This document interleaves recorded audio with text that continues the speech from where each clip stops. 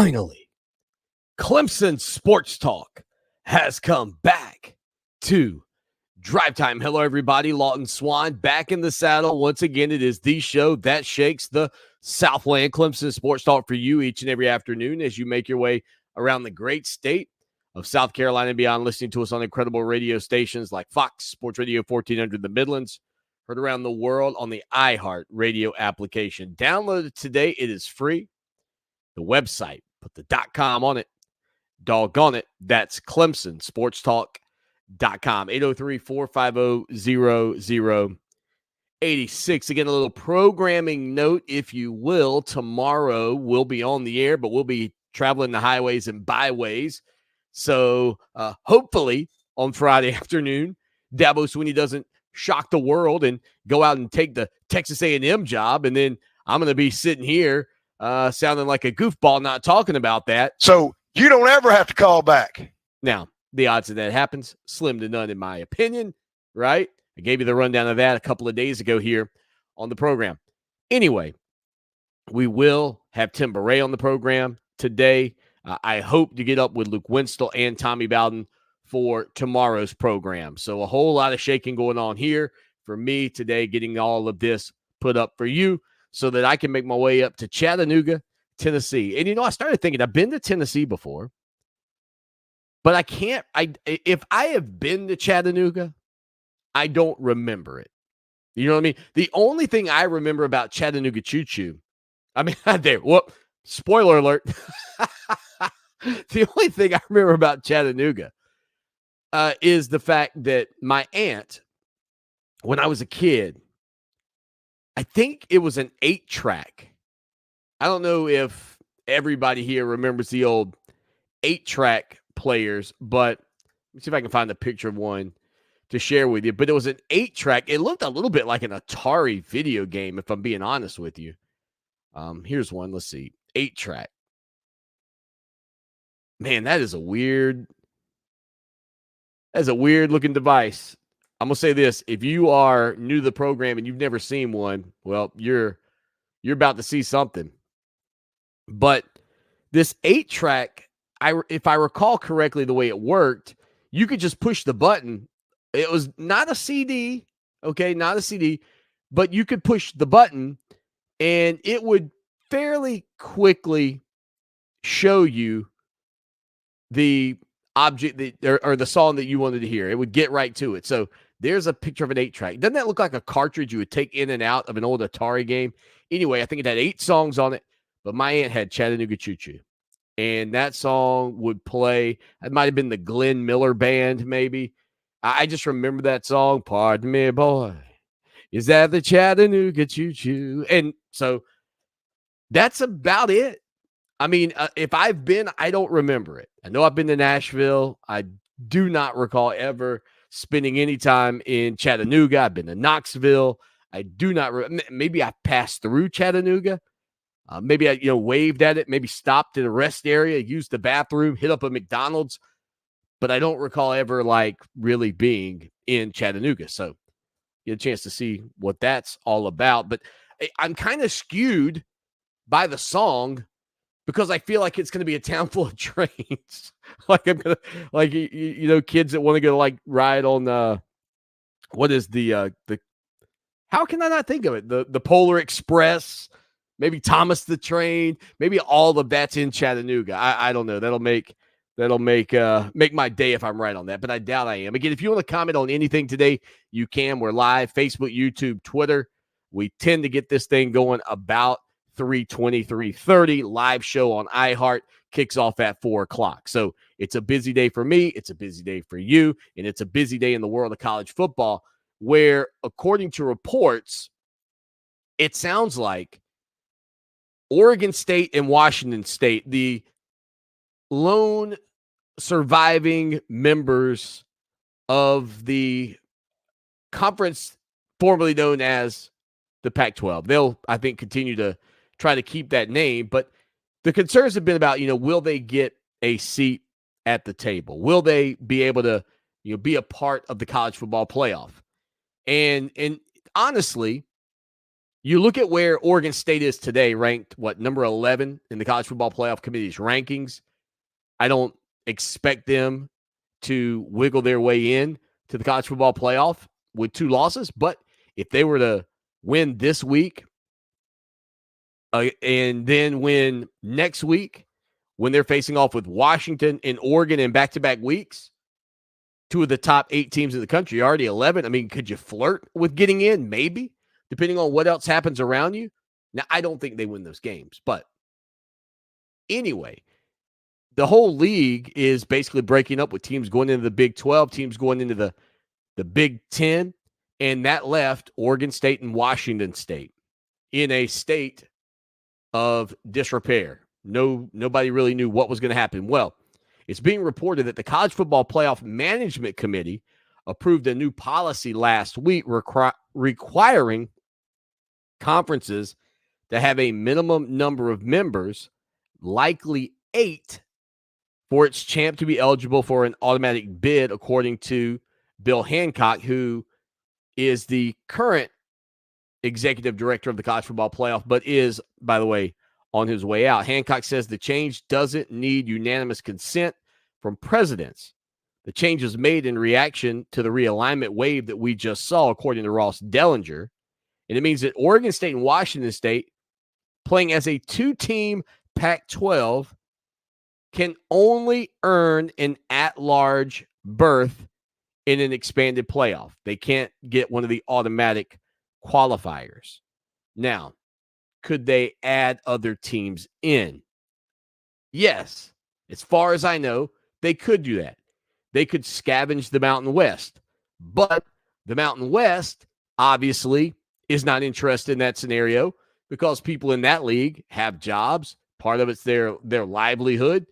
And the commissioners and people that work, they don't want to lose that to just protect Oregon State and Washington State, even if it did maybe present an opportunity for a seat at the table.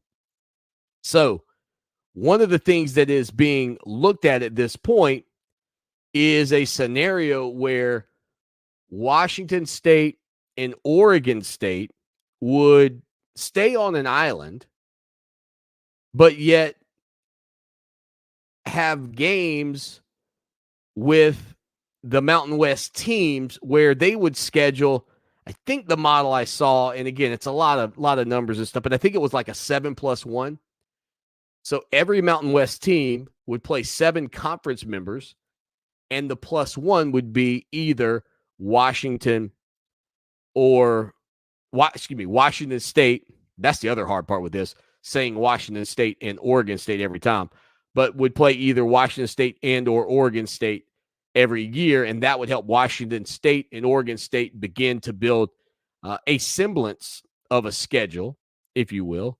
And as far as I'm aware, now look, I don't believe that those 2 schools would want to necessarily schedule some of their contemporaries, but I would imagine if you could figure out a way with whatever conference scheduling model that Oregon and Washington end up with, that you could keep that game, Oregon, State, Washington State. If you could kind of keep that alive, then I would imagine that there would be interest in the states of making that happen, if possible, even if those teams are in other leagues across the country. Now, how does this all work out and how will it all bear out? Nobody really knows at this point. And quite frankly, in my opinion, again, you can follow me on Twitter at Clemson Sports. In my opinion, anything that we talk about today in 365 days' time has a chance to be completely irrelevant.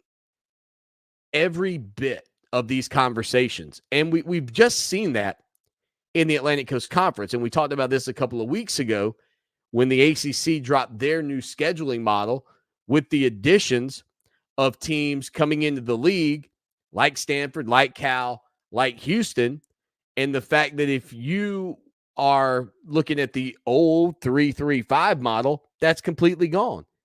I mean, everything has changed in a calendar year from what you looked at and we talked about here on the program and went, well, you know what? That's pretty neat the way that's set up. And, oh, look, really cool that you're going to play this team and you're going to rotate through.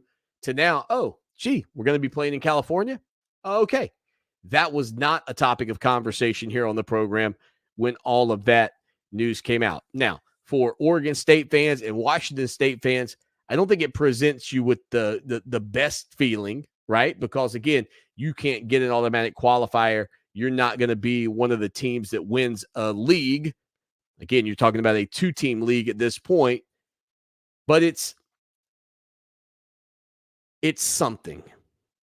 And I think that they need to continue down whatever path they can to not just have a scheduling partnership with the Mountain West, but I think that Oregon State and Washington State need to figure out a way to make it make sense to consume that league. And I know that means some people will lose their jobs and all of that. But the reality is, at this point, the Pac-12, as we know it, is the conference that's really more so defunct. And the Mountain West, if they were just willing to kind of give up their name, image, and likeness, so to speak, in this NIL era, might be able to get a seat at the table. And so that, I think, is probably the negotiation that you need to continue to watch. How do the Beavers and how does Washington State, the Cougars, how do they handle this ruling that they do have a seat, but it's not an automatic qualifier? And what's their schedule going to look like? According to Dennis Dodd, multiple scheduling models have been discussed, including that 7+1 setup that I mentioned earlier. That, I guess, came out from Yahoo Sports. The latter would not count towards Mountain West standings, and neither Oregon State nor Washington State would be eligible for the league championship. And additionally, they could not be eligible for automatic bids in the 12-team college football playoff. So they try to hold their seat. It would almost kind of be like if Notre Dame and Michigan. You remember Michigan last week when all the Jim Harbaugh stuff was going down and he was going to be suspended and couldn't coach.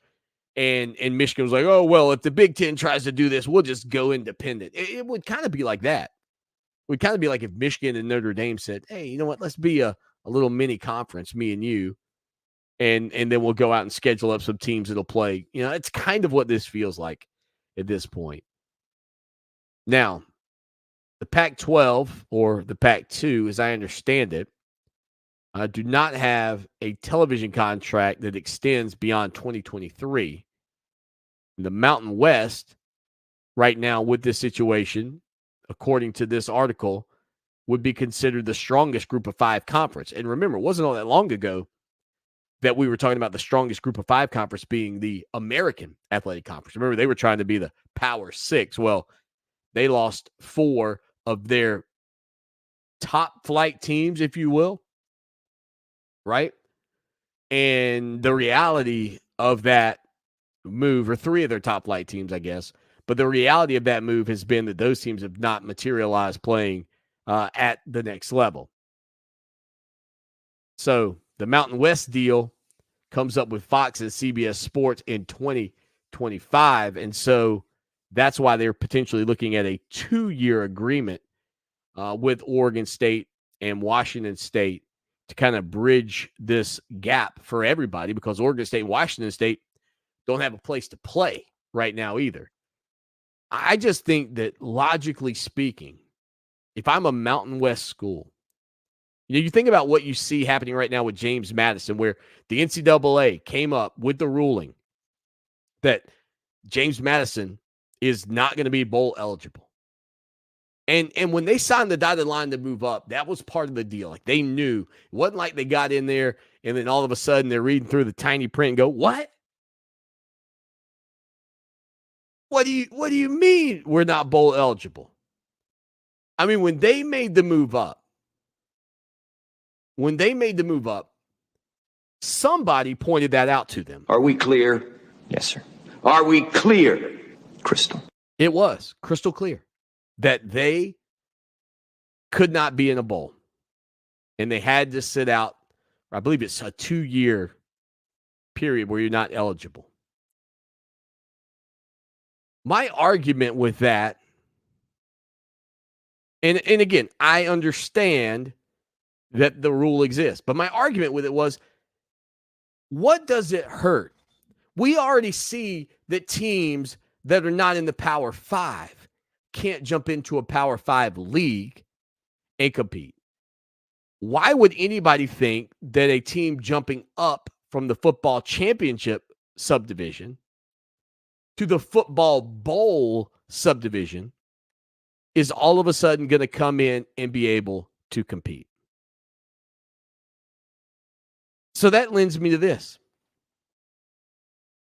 It's not about, and you know this already. You're not dumb. You're hanging out with me. This is not about the NCAA or any entity, right, trying to keep James Madison out of the college football playoff. This is about the other teams not wanting to give up a spot potentially to a new team. That's what this is about. But my thing is, even though James Madison would be there this year, if they were to continue to win out, and by the way, game day this weekend, right? James Madison and I think App State.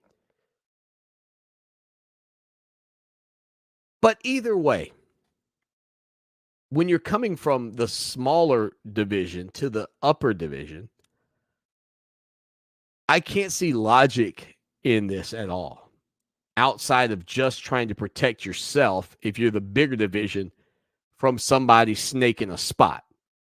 And kudos, it worked. But the fact that you look at what's happened with the American Athletic Conference in the Big 12, it's more shocking to me, quite frankly, that James Madison has had the type season that they've had so far, just given the totality of the gap that I believe exists, not just between Group of 5 and Power 5, but FCS and FBS. I mean, honestly, that's the thing for me. 803-450-0086 if you want to weigh in on anything we're talking about. You can. Preston's in the house. What's up, big guy? How are you? And Kyle, the honey man, hanging out with us as well. Honey man. That man's got all the honey in the upstate, people. Hit him up. I'm gonna get some of that honeycomb. I already said it. I don't really care about the honey. I mean, I want honey on the comb, but you don't have to put honey in a jar. Just put me a big slice of honeycomb in a Tupperware. I'm guessing they're still called Tupperware. I don't even know. Matter of fact, I'll be honest with you. A lot of the Tupperware in our cabinet is when I go to the Chinese restaurant. I'm glad they don't serve it in a little box like they have on TV. You see the little, everybody's always eating them with chopsticks in a box. They sometimes will put the rice in that, but the food's always in a nice little Tupperware. The problem is eventually the Chinese Tupperware boxes and the regular get mixed up, and then Lord have mercy. You talk about a stressful start to your morning. Trying to match up a top of a box before you get out, for your lunch for work. Jeez. If you don't have to take lunch to work, I don't take it often, possibly because of the stress of that adventure at 7, in the morning. But if you don't have to take a box to lunch, and go through that stress of that moment every day, kudos to you. You're living the good life right now. All right, 803-450-0086. We'll hit a break here as we are live on Facebook, YouTube, and Twitter, as well as on the iHeart Radio app. Stay with us.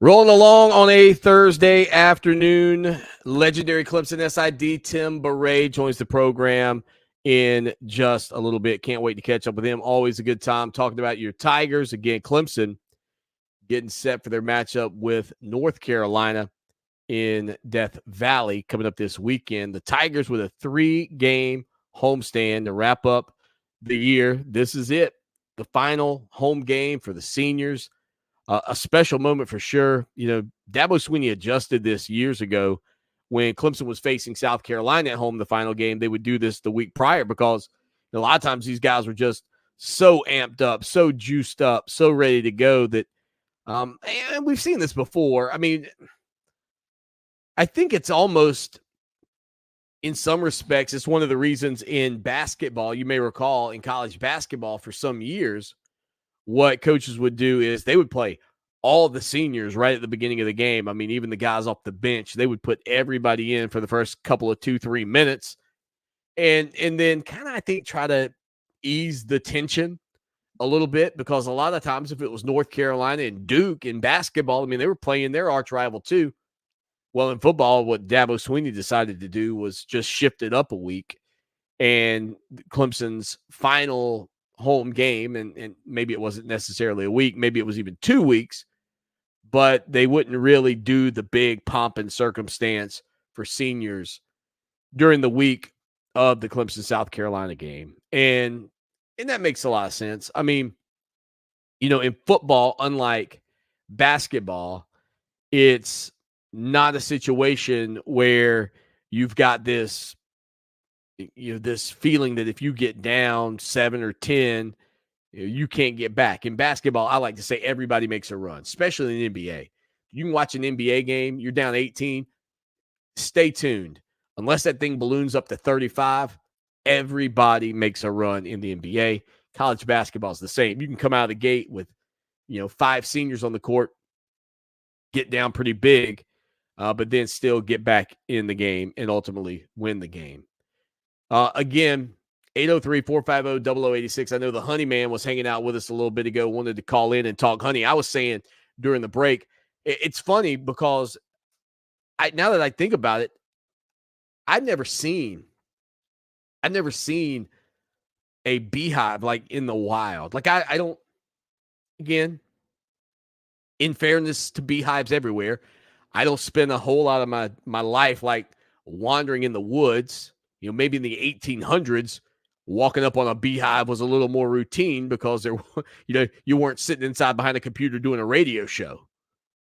What'd you do today, Bob? I walked around in the woods, found the beehive, kind of a sweet little place to go pick up some honey. And maybe that's what they did. I tapped into a maple tree. We're going to have some syrup. But I've never seen a beehive.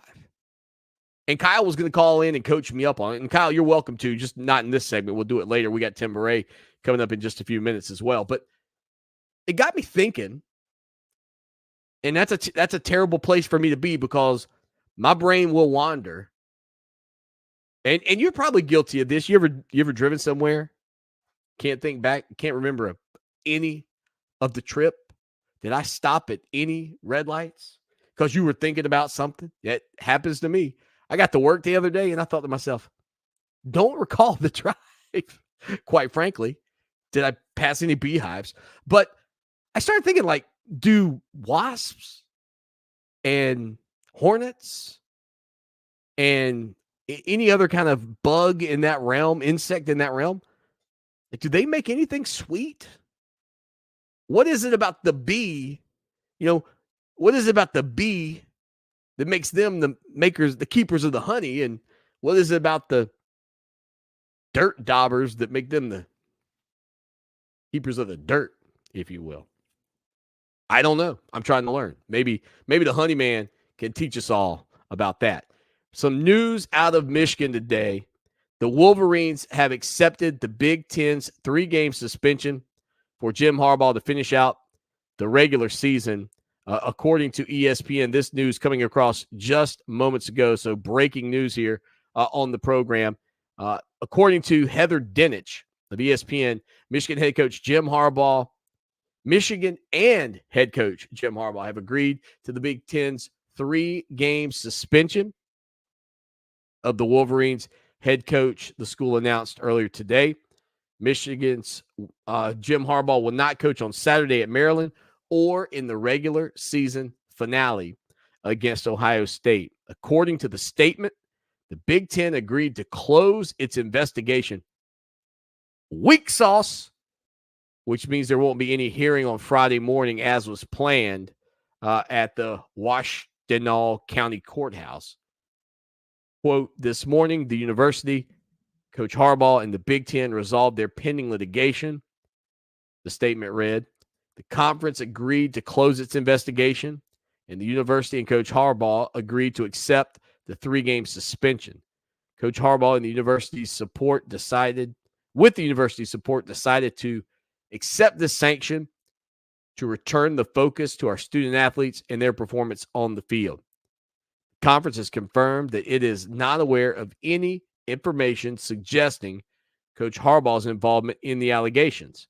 The university continues to cooperate fully with the NCAA's investigation. Okay, so it sounds like the Big Ten saying, hey, we're done. We're going to punish it. This is it. And I guess the NCAA will continue to look into it. And I'm okay. Weak sauce on the conference. I think my sentiment remains the same. Like, how would you feel? I mean, honestly, like I can't think, but if you found out that the quarterback was, Pat Mahomes, what do you mean? You just go, well, we're just going to put it to bed and the coach is suspended. To me, this was significant. What they were attempting to do was significant. And I understand that we don't have the ins and the outs and the answers of what all went into it yet. So maybe this is why they're willing to kind of meet in the middle on this from the standpoint of the Big Ten in Michigan. But I'm still hopeful that without this intel, Michigan's going to lose a game and be out of the playoff, because I don't think the NCAA has got the intestinal fortitude to take care of it in advance. I don't think the College Football Playoff Committee is going to do anything about it. All I can hope is that Ohio State, God, I can't believe I'm saying that. All I can hope is Ohio State does something about it on the gridiron. Stay with us. The show that shakes the Southland Clemson sports talk on a Thursday afternoon. Tim Beret coming up in about, well, for you guys on the radio, 25 minutes or so. For everybody hanging out with us here live, we'll be talking with Tim in just a few minutes. You say, what do you mean live? Well, you can watch the show on YouTube, Facebook, and Twitter as we put it out each and every day. Won't be here tomorrow, but that's neither here nor there. As much as possible, we're going to try to do the show live, cut it up, put it out on social media. I did some good stuff with that yesterday for the first time, and I really think that kind of putting all of this together that way is a nice way to repurpose some of the video of the program. I prefer to little repurpose on little short, things on TikTok. If I get me a little stand, I think I can probably do the combo of both, and maybe I'll do that. So anyway, 803-450-0086. Again, before the break, we were talking about the fact that the Big Ten and Michigan have met in the middle. Michigan is going to withdraw its legal challenge to try to protect Jim Harbaugh from the conference's consequences, and the Wolverines have accepted it. And the conference will no longer pursue their investigation. Does not mean the NCAA's investigation is done. I have no idea what the involvement of the FBI is with some of the things they've been looking into, some of the laptops and things of that nature. There is no connection to Jim Harbaugh at this point, according to the statements. But we'll continue to monitor it and see how it goes. Like I said before the break, I just have to, in good conscience, I can't hope Michigan gets into the college football playoff. That's just me. This was blatant cheating, and if it's accurate, I just think they knew more than they've been proven to know. I like innocent until proven guilty, but I feel like this is dirty. I really do. Maybe I'm wrong. Maybe it's not. Maybe I'm wrong. We'll find out. Anyway, Tim Baray's coming up in just a little bit. We'll be talking about this matchup between the Tigers and North Carolina coming up on Saturday. And as I said during yesterday's program, it is, in a lot of respects, sort of the irresistible force meeting the immovable object, where Clemson's secondary has played so well. Part of that, we talked a lot about the secondary yesterday, but I think you also have to give credit to Clemson's defensive front, because anytime that you can, cause a little havoc for a quarterback, make them uncomfortable in the pocket, that improves the play on the back end. But the secondary has played very well. Drake May comes in for the Tar Heels as one of the top quarterbacks in the country. And I'm anxious to see, kind of Tim Baray's feeling about this matchup. Plus, they put out, I think it was the Clemson Tiger Athletic Network, put out a video of Don Munson on the call. And we played the call here on the program maybe on Monday of Tyler Brown's incredible touchdown reception against Georgia Tech. And what was amazing about it, William Qualkenbush, who joins us on Mondays, was in the booth. Reggie Merriweather's in the booth. Obviously, Tim and Don Munson are in the booth. And then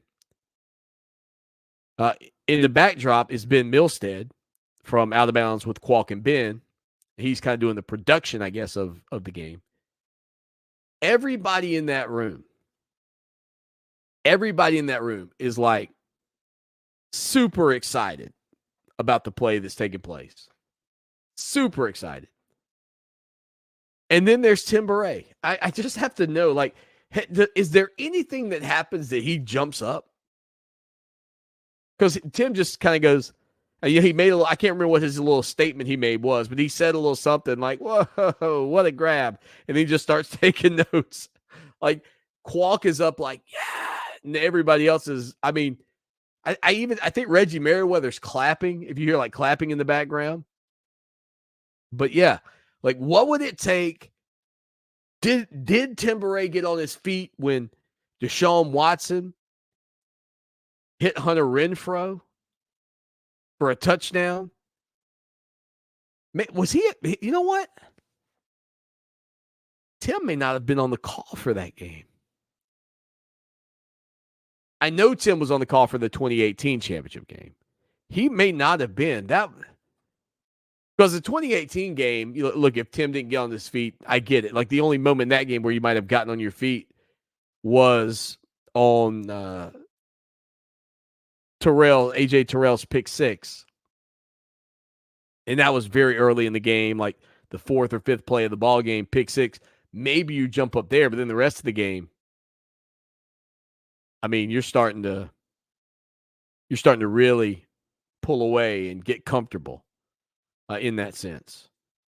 But yeah, we'll find out from Tim Baray about that. Plus, with North Carolina, remember the situation with Tez Walker,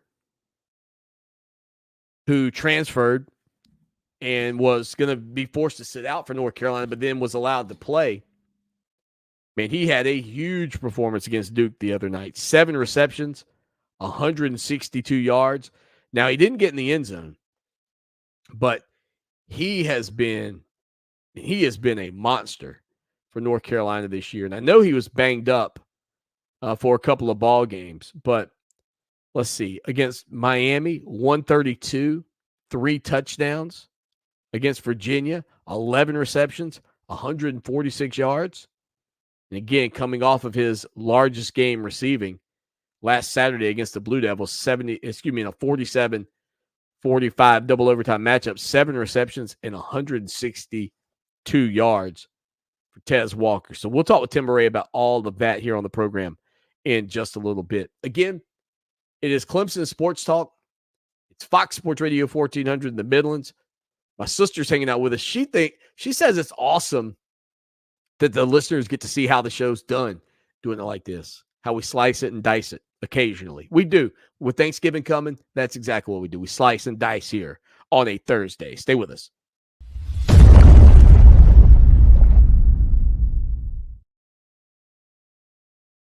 Clemson Sports Talk, the show that shakes the Southland on a Thursday. Coming up, Tim Beret, unless you're watching, he's in the rear view. Anyway, and for those of you catching the second stream when we put it in the 2 hours online, it'll look good to you. So thank you. By the way, support our sponsors like Kaufman's. You can check them out. Kaufman's Meeting Place here in Columbia, Lexington area. And again, the website kaufmans.com. Head over there today. Alicia Kaufman-Quinton, she has been a loyal supporter of this program. Boy, she's a huge Tiger fan too. I'll tell you that much. She is always in Tiger Town. And I guarantee you she'll be there this weekend for the Tigers and the North Carolina Tar Heels. All right, let's see. Eric wants to know if I'm doing a show on Thanksgiving. No, Eric, not going to do a show on Thanksgiving. Next week, we'll do Monday, Tuesday, Thursday. So it'll be a little Monday, Tuesday, Thursday. Coming up tonight, though, the Clemson women's basketball team will venture into the Midlands to take on the South Carolina Gamecocks. Last week, we had a chance to talk with Amanda Butler, the Clemson women's head basketball coach. Obviously, that this is a program that is headed in the right direction. The problem that they have is there's a monolith in the Midlands, and it just got tougher yesterday. Joyce Edwards out of Camden High School committed to South Carolina. She's the number 2 player in the country, committed to South Carolina over LSU and Clemson. Quite frankly, I was just happy to see the Tigers in the conversation for the number 2 prospect in women's basketball coming out of high school. And I know it's not an ideal circumstance that she ended up in Columbia by any means, but you only play the Gamecocks once a year. They're not in your conference. So, it's not the end of the world, if you will, when it comes down to not landing her. But you think about the fact that they've got Amari Berry committed, who's the highest rated recruit, I believe, that the program's had. I'd have to go back and double check my notes on that front. But I think for Clemson and for Amanda Butler, there are two key things that are at least happening now. Number one, the power of the ball, as she noted here on the program, when I asked her about what has been accomplished, not just by Dabo Swinney. And I don't want to give all the credit to her success to Dabo. That's not fair to her. And Dabo wouldn't want to take that credit either. But the reality is the Paul means a lot more today than it did in, say, 2007 to kids across the country, because it's been ingrained on their television sets during the college football season as one of the top programs, whether it's when the college football playoff rankings come out. Like, I saw a thing the other day, and I know you feel like it's been ages since Clemson's been ranked in the college football playoff and being mentioned, even talked about during the college football playoff shows. Holy crap, I am freaking out. Don't freak out, because when you go look at the rundown of the historical numbers, right there, sitting with Alabama, in terms of being ranked in the top 4 all time and in the all-time rankings, etc. Dude, it's Clemson. Clemson and Georgia and Alabama, and really Clemson and Alabama, if I remember looking at the graphic. I haven't, I didn't I picked it up and decided I was just going to lock in on it.